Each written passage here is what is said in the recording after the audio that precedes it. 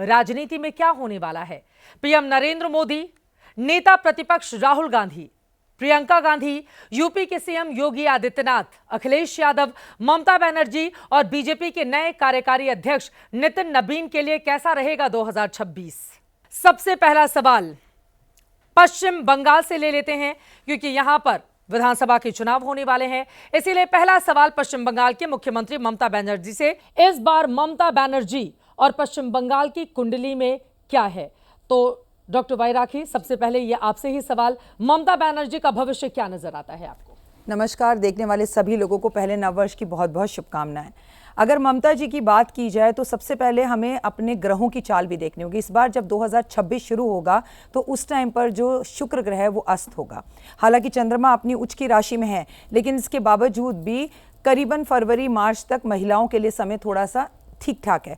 लेकिन ममता जी की बात की जाए तो कुछ ऐसे फैसले लेंगे जिसका पूरा देश, मैं सिर्फ बंगाल की बात नहीं कर रही हूँ, पूरा देश जो है विरोध करेगा। ममता जी के लिए समय अच्छा नहीं है 2026 की अगर बात की जाए, ना तो उनके डिसीजंस के हिसाब से, और बहुत ज़्यादा बंगाल में परेशानियां होती हुई दिखाई दे रही हैं और इस बार खेला होवे नहीं हो पाएगा। यानी कि ममता जी के हाथ से कुर्सी जाती हुई दिखाई दे रही है। इस बार इलेक्शन जीतना सेकंड, ये समझ लीजिए ना के बराबर है उनके लिए। बीजेपी को खुश होने का मौका दे रही हैं। बिल्कुल, अभी से ही जश्न की तैयारी उस पार्टी की ओर से ना करने लगी जाए। आपको लग रहा है कि ऐसा है कि उनकी सत्ता चली जाएगी? उनके खुद के चार्ट पर जो नेट पर उनकी कुंडली है उसके हिसाब से, और मैंने आपसे कहा ना कि वो कुछ ऐसे फैसले लेंगी जिसका बंगाली नहीं पूरा भारत जो है वो विरोध करेगा। हमें हिंसा देखने के लिए मिलेगी, उनका एक अग्रूर रूप देखने के लिए मिलेगा। हेल्थ अच्छी नहीं दिख रही है, वो मुझे हॉस्पिटल जाती हुई दिख रही है और भी उनका नाम बदनाम होते हुए दिख रहा है। तो ये साल 2026 तो ममता दी का नहीं है। इसके पहले भी चुनाव में हमने देखा था, पैर में उनको काफी ज्यादा चोट आ गई थी, जिसके बाद उनको अस्पताल में रहना पड़ा था और व्हील चेयर पर ही ममता बनर्जी सड़क पर उतर गई थी। लेकिन इस बार डॉक्टर वाई राखी का यह कहना है कि ममता बनर्जी के लिए 2026 कुछ खुशियों का साल नहीं रहने वाला है, बहुत सारी चुनौतियां उनके सामने आएंगी। अब मैं आ जाती हूं प्रधानमंत्री नरेंद्र मोदी पर। दीदी ओ दीदी कहकर हमने देखा था पिछले चुनाव में ममता बनर्जी को कैसे निशाने पर लिया था प्रधानमंत्री नरेंद्र मोदी ने। पंडित राजकुमार शास्त्री जी अब प्रधानमंत्री जब से बने हैं नरेंद्र मोदी, मतलब अगर कुछ चुनावों को छोड़ दें तो लगातार उनके हिस्से में जीत ही आ रही है और भारतीय जनता पार्टी नरेंद्र मोदी के नेतृत्व में अपने स्वर्णिम काल में है। लेकिन 2026 प्रधानमंत्री के लिए कैसा रहेगा, उनकी कुंडली क्या बताती है? देखिए चित्रा जी, जब हम आदरणीय प्रधानमंत्री नरेंद्र मोदी जी की कुंडली का विश्लेषण करते हैं तो उसके साथ ही हमें भारत की कुंडली का विश्लेषण करना पड़ता है। आदरणीय प्रधानमंत्री श्री नरेंद्र मोदी जी का जन्म वृश्चिक लग्न में हुआ है और वृश्चिक लग्न का स्वामी जो मंगल है वह चंद्रमा के साथ में लग्न भाव पर ही युति कर रहा है। यह मोदी जी के लिए बहुत ही उपयुक्त समय है और भारत की कुंडली वृष लग्न की है और चंद्रमा के साथ में भारत की कुंडली में शनि, शुक्र, सूर्य और चंद्रमा, इन 4 ग्रहों का यह विशेष राजयोग बन रहा है। ऐसी स्थिति में मोदी जी के लिए पक्ष में यह वर्ष बहुत अधिक रहेगा, चाहे वह निकाय के चुनाव हो, चाहे निगम के चुनाव हो, चाहे मुख्य चुनाव की भूमिका हो, मोदी जी को विजय प्राप्त होगी। और दक्षिण पूर्वी भारत में विशेष रूप से मोदी जी का फोकस रहेगा। दक्षिणी भारत में मोदी जी को विजय की प्राप्ति होगी और भारतीय जनता पार्टी का भी प्रभाव इस वर्ष बढ़ने वाला है। मोदी जी को और अधिक सफलता के लिए करना क्या है, मंदिर प्रकोष्ठ के पुजारी, पंडित, संत, महात्माओं का आशीर्वाद लेते रहें और उनको अपने साथ में रखते रहें। राहु और मंगल का 9 पंचम योग मोदी जी की कुंडली में बन रहा है।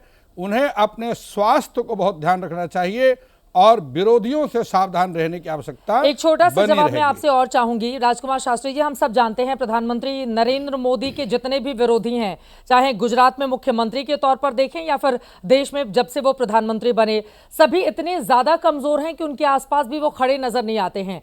नरेंद्र मोदी की कुंडली में ऐसा क्या है जो उनको अजात शत्रु राजनीति का बनाता है, जिसको कोई हरा ही नहीं सकता? इस तरह की स्थिति है मौजूदा वक्त में इस भारतवर्ष में, और आप ये कह रहे हैं कि 2026 में भी उनके लिए दक्षिण से भी और पूर्वी भारत से भी गुड न्यूज आने वाली है। जी देखिए, आपने मोदी जी के कुंडली की बात की है। मोदी जी की कुंडली में एक बहुत ही श्रेष्ठ योग, क्योंकि राजनीति में राज्य का विचार सूर्य ग्रहणामपति सूर्य से किया जाता है और सूर्य के साथ में ही बुध आदित्य नाम का योग सूर्य के साथ में बन रहा है।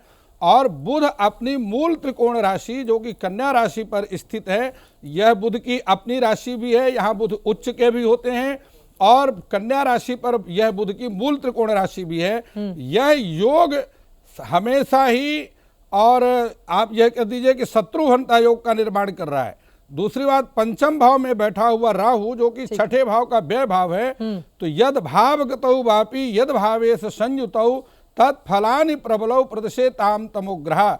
जो मोदी जी का विरोध करेगा, मोदी जी का राहु कुंडली में बैठा हुआ है, वह उसका व्यय कर देगा, अर्थात उसको नष्ट कर देगा और मोदी जी को सफलता, शत्रु पर विजय की प्राप्ति निरंतर होती रहेगी। प्रधानमंत्री नरेंद्र मोदी की कुंडली को इसीलिए बड़ा गौर से सभी देखना चाहते हैं कि भाई उसमें ऐसा क्या है कि जितने भी विरोधी हैं वो परास्त हो जाते हैं। और बहुत कम ऐसा देखने को मिलता है कि नरेंद्र मोदी के सामने कोई बाहुबली बनकर उभरे। हमेशा वो धुरंधर साबित हो रहे हैं राजनीति के, और 2026 भी उनका ऐसा ही रहने वाला है। अब मैं आ जाती हूँ प्रतीक भट्ट जी, आपके पास गृह मंत्री अमित शाह की कुंडली क्या बताती है? उनके लिए एक बात कहना चाहूँगा चित्रा जी, शनि का अनुशासन, सूर्य का आधार, अमित शाह जी की कुंडली का यही है आधार। तो खास तौर से अगर कुंडली देखते हैं तो कन्या लग्न उदय होती है।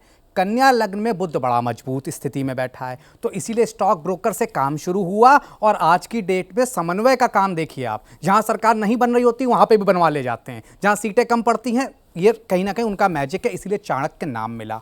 उसी के साथ एक बहुत बड़ा राजयोग, ऋषि पराशर लिखते हैं लग्न का बृहस्पति 1 लाख दोष दूर करता है। उसके बाद उन्होंने कुछ नहीं लिखा। उसके बाद मैंने लिखा 75,000 दोष कुंडली में दूर कर सकता है अगर बृहस्पति नवम में बैठ जाए। उनका नवम में है, खास तौर से चतुर्थ और सप्तम का स्वामी नवम में, चतुर्थ भाव जनता का भाव, चतुर्थेश जब नवम में बैठता है तो अपने आप में बड़ा राजयोग बनाता है। तो 2026 उनके लिए बड़ा अच्छा दिखता है। अब उसी के साथ साथ पंचमेश शनि, शनि जनता का कारक है, छठे भाव में बैठा है, तो जनता की नब्ज समझते हैं, पता है कौन सा मुद्दा कहां उठाना, ये सब उनकी चाल रहती है।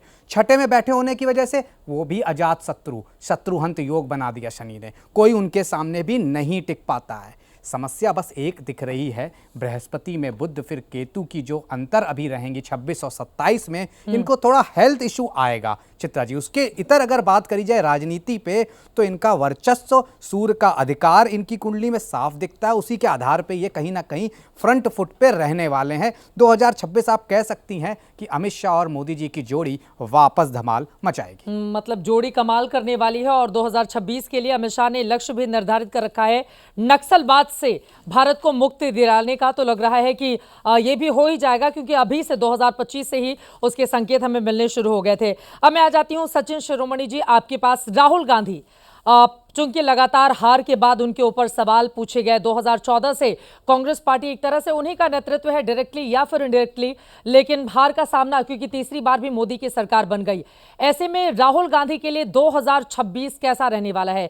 क्योंकि जिन जिन राज्यों में विधानसभा के चुनाव होने हैं वहां पर क्षेत्रीय दल ज्यादा हावी हैं कांग्रेस के मुकाबले। ऐसे में राहुल गांधी क्या कमाल करने वाले हैं 2026 के लिए? बिल्कुल, देखिए चित्रा जी, मकर लगन की पत्रिका, वृश्चिक इनकी राशि और नीच का शनि जो है कुंडली के चतुर्थ भाव में। जनता से सपोर्ट जब मिलती है व्यक्ति जीत जाता है, चाहे निकाय का चुनाव हो, लोकसभा का हो, राज्यसभा, किसी भी तरीके से आपको सपोर्ट चाहिए तो आपको जनता में लोकप्रिय होना पड़ेगा। अगर जनता के भाव में ही नीच का शनि विद्यमान हो जाए तो व्यक्ति चाहकर भी लोकप्रियता नहीं कर पाता।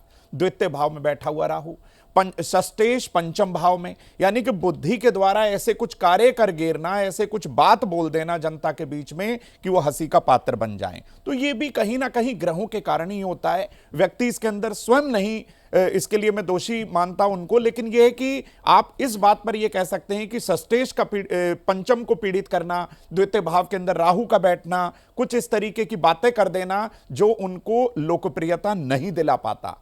बात करें 2026 की तो अष्टम भाव के अंदर इनकी सिंह राशि आती है, सूर्य का इस साल है, तो बहुत ज्यादा अच्छा कुछ करते हुए नहीं दिखाई दे रहे हैं। इन्हें बहुत ज्यादा अपनी वाणी पर भी ध्यान देना चाहिए और निश्चित तौर पर अपने चतुर्थ भाव को भी मजबूत करने का प्रयास करना चाहिए। अब ये बड़ा दिलचस्प रहेगा देखना कि क्या इस पर विश्वास करके राहुल गांधी अपने भीतर इस तरह का फेरबदल करते हैं।